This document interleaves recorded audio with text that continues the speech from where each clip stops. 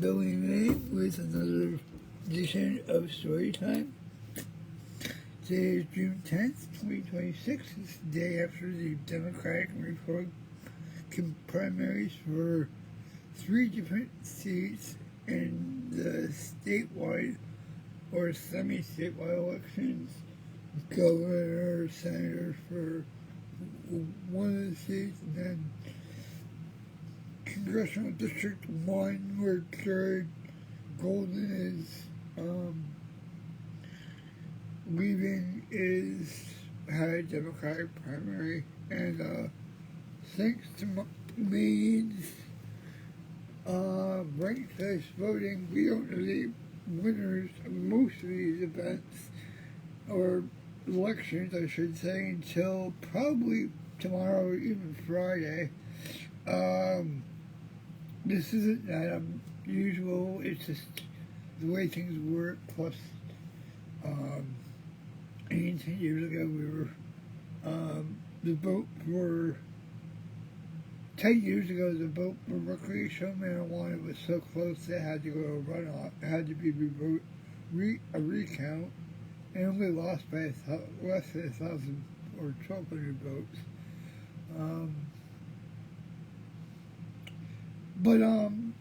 Yeah, so we know now that Graham Platner is the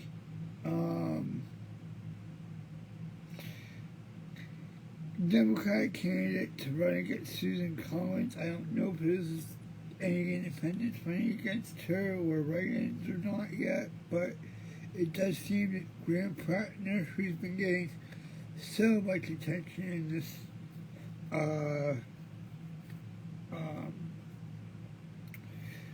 run up to this election, that it just kind of makes you wonder why. Like, why people are so into watching him and seeing him. I mean, when he announced he was in Vanity Fair, I mean, he's had everybody endorse him, from Bernie Sanders to Zohan Mandami, and it's all great. It just seems a little bit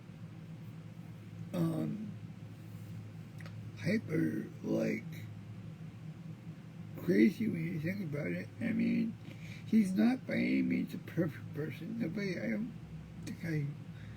I don't know if I would vote for him. I didn't vote for him in the primary, but that's just my own issue.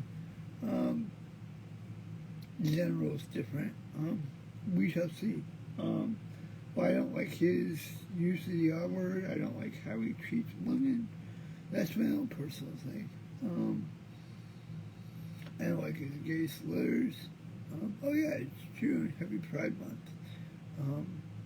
I've been queer. I've been out for about 25 years. It's been really nice and quite wonderful. And being disabled and gay, it has its issues, but also has its joys. When you meet someone forever, and they seem much more real. I miss my partner a lot, and that sucks really bad.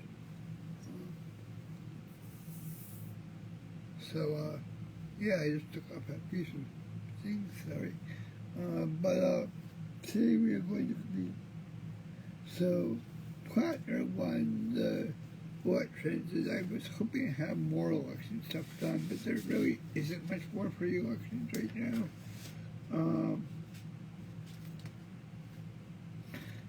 There's a couple of things dealing with a new rule that Maine DHHS did to help with parents, and it could be a lot worse, but it's still pretty bad, because what the rule does is it affects Section 28 funding in Maine Medicaid, which is for developmentally disabled youth to use for services for independence, like learning how to go out and pay for groceries at a store, or get food at the store or um, being able to use public transportation adequately and independently and reasonably. And it seems like there was some pushback not to have in-home services, but then people with it, the comments that DHHS got were really good about that, in the fact that people with cerebral palsy and autism and ADHD will be able to access these services probably from home or from other settings that they weren't going to be approved in. So that's good. But still seems like it's going to cause a lot of problems because, according to the papers I've read, which was Joe Lauer's really good piece in the Press Herald, in-home services can only be provided by somebody who has a master's degree.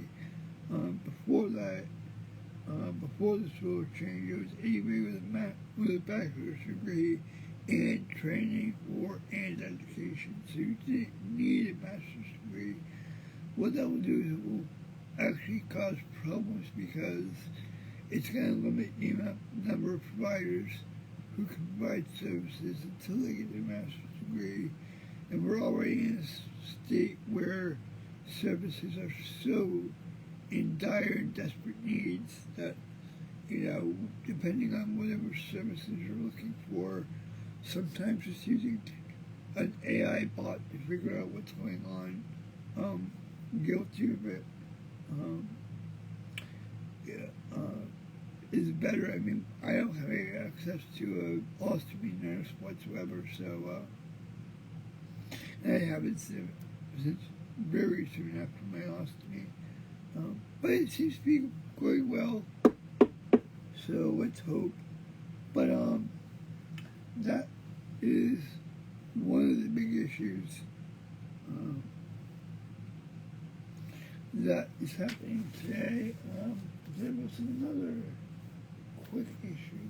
Hold on, and I will see if I can bring it up. There's supposed to be a rule change with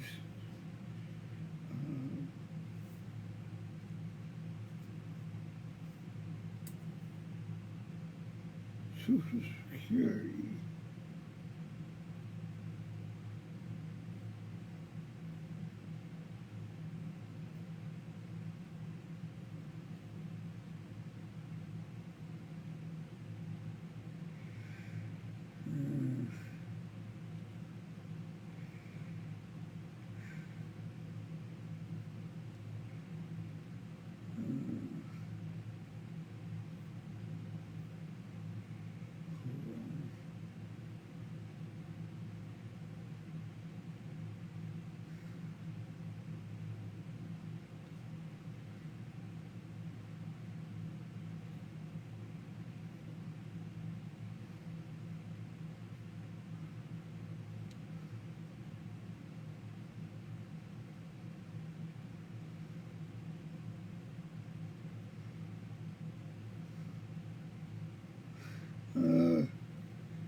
So the Trump administration is unveiling along the way details about how more stringent Medicaid eligibility rules will be about a week ago, raising fresh concerns about implications for people with disabilities. CMS, which is the Centers for Medicare and Medicaid Services, issued an interim final rule last week, spelling out standards for the Medicaid work requirement, which states must implement by the start of next year.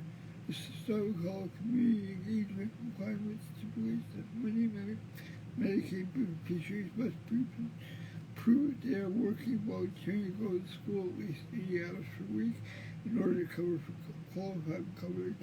New Medicaid was part of a sweeping law approved by um, approved by Congress last summer that included $1 trillion of Medicaid cuts.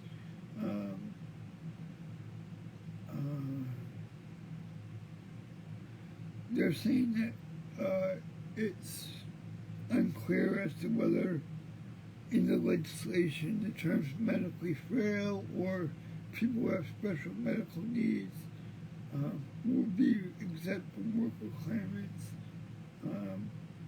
and parents, caretaker, relatives, and family caregivers of those disabled with disability. And I mean, it kind of makes sense given that it's a 387-page rule that was published last week, and explains how to deal with that. And it says that basically,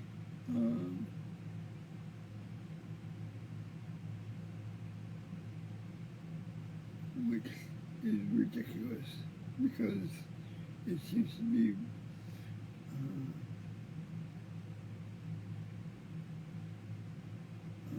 very bizarre ruling from what I could see from what I'm reading of it. But and they're not anything like EDA or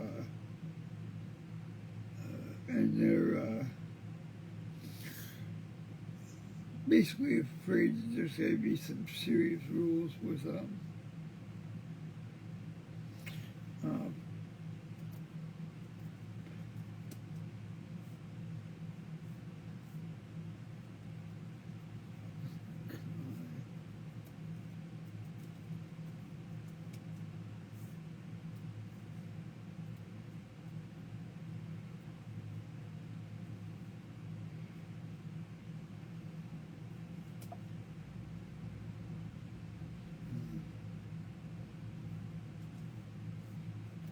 and I'm checking out some proposed rules for SSI that I heard about.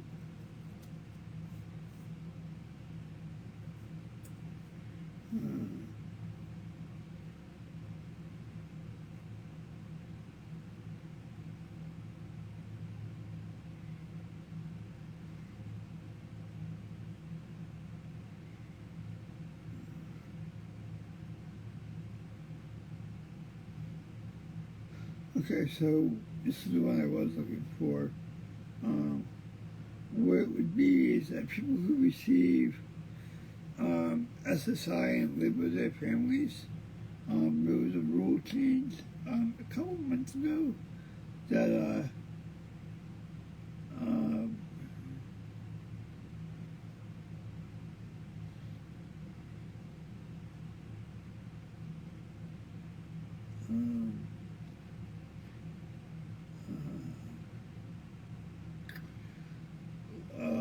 changing that the value of adult disabled adult bedrooms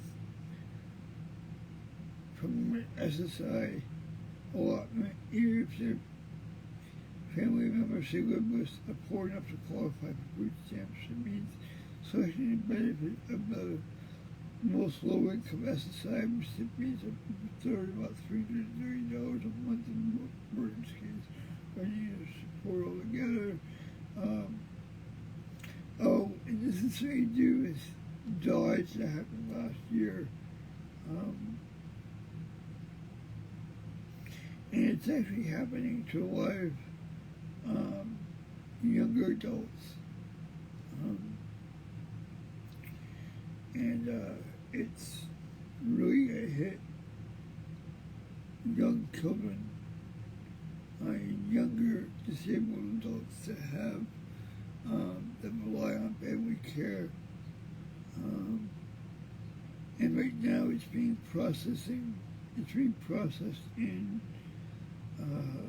the OMB, the Office of Management and Budget in the White House.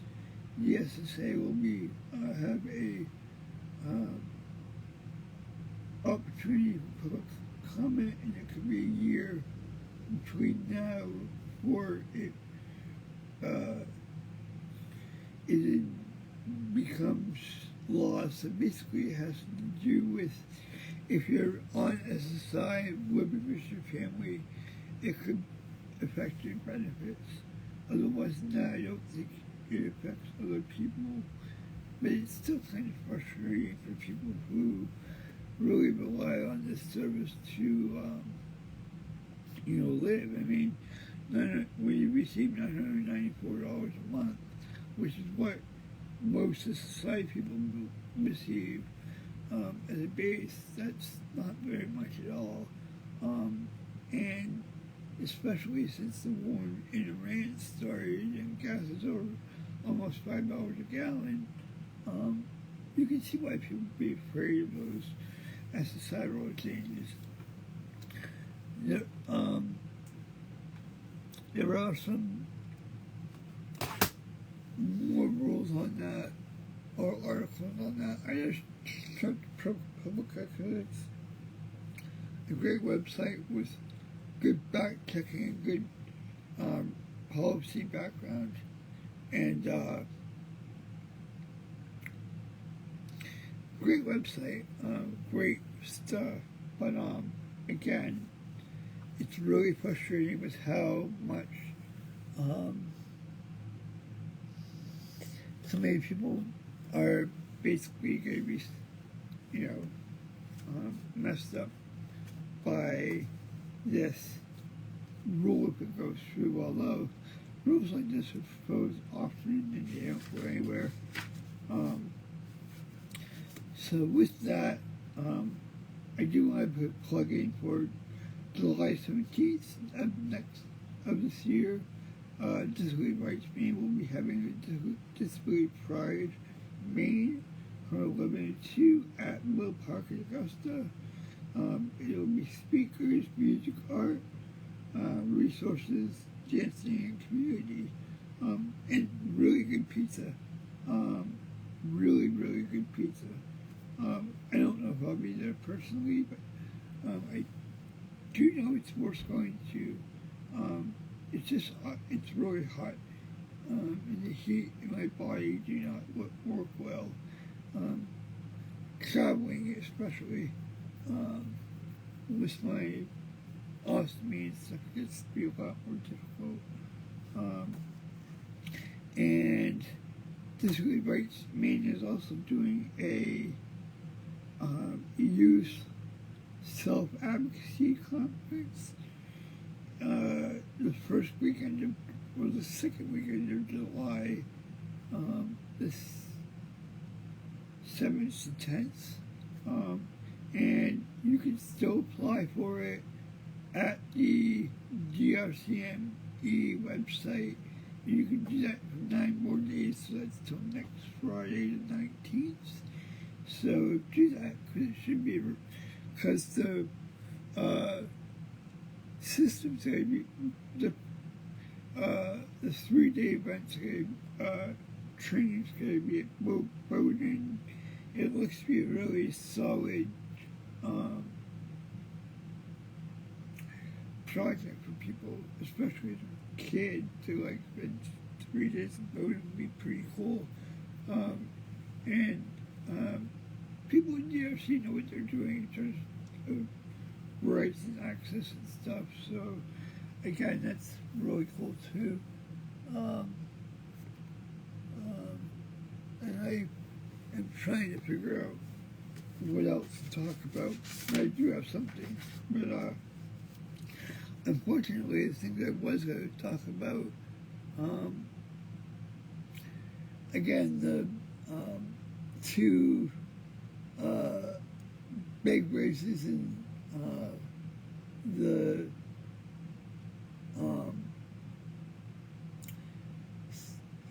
state congressional district 2 between Jordan Wood, Gilmore Lockheed Jr., and Matt Dunlap hasn't been settled. The governor's race between like 20 people hasn't been settled, etc., etc. it is difficult. It's difficult to talk about this stuff and have things ready to go. It's disability, and it's Queer Pride Month, and there's been Pride things going on throughout the state. I missed one of those things right around the corner from my house, but I ended up taking a nice ride to Brunswick because I hadn't gone anywhere for a long time, so that was rather nice. And in other words, I think we're done for what we can do for a story time today. I would love to say I have a lot more stuff to share, but I don't, and I really don't want to, and it's extremely hot out, so that's also another factor. It's been about a half an hour, and we gotta take it a little bit easy, and hopefully, oh yeah, there will be a forum on the governor's race and the senator's race and stuff, that a bunch of different civil rights organizations are putting together. Let me see if I can get you that information at least, because it's really super important.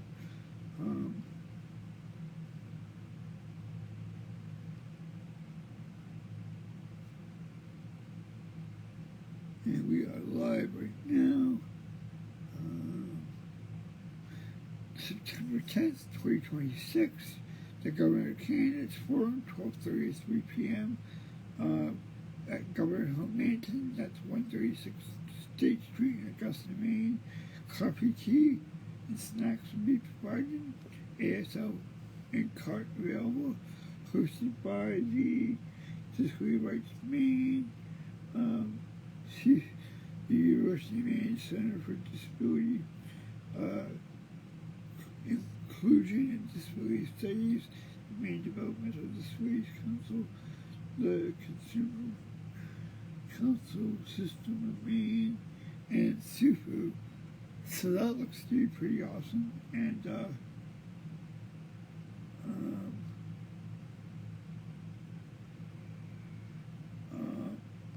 that's about what we gotta do for this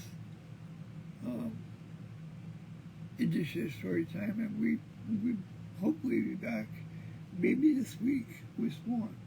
Have a great day.